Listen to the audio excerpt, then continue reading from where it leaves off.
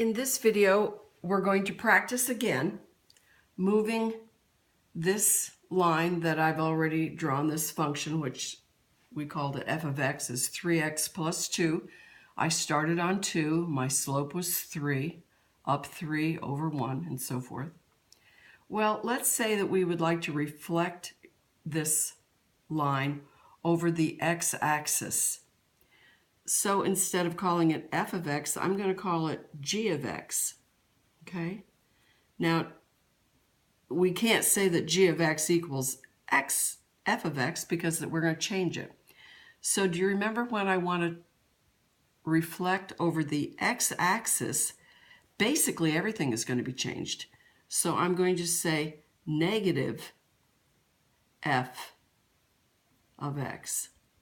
So remember, the 3x will be negative and the 2 will be negative. So basically, we're going to end up with g of x equals negative 3x minus 2, because all of the signs are going to change. Okay?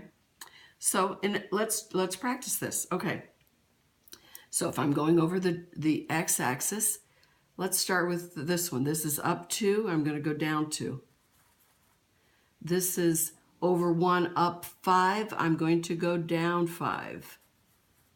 This was over 2 up 8. I'm going to go down 8. This is to the left 1 and down 1. I'm going to go up 1. This was to the left 2 and down 4. I'm going to go up 4. And this was to the left 1, 2, 3 and down 7.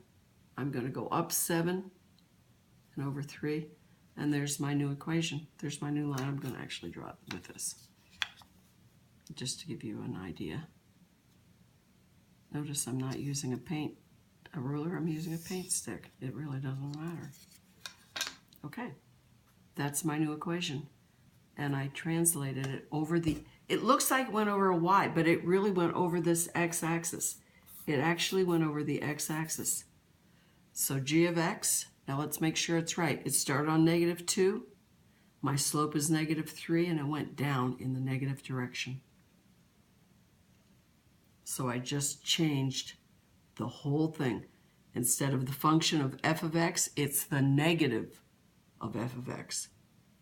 Okay?